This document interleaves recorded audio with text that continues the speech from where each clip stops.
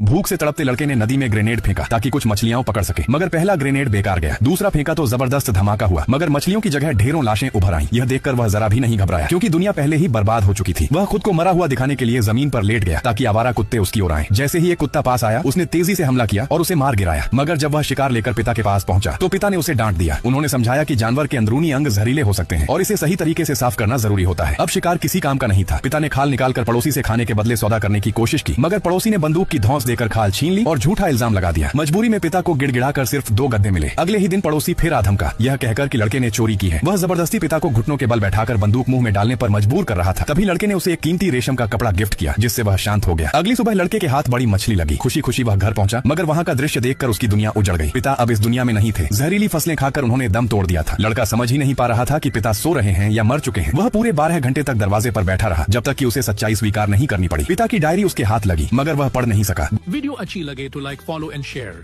जरूर करें।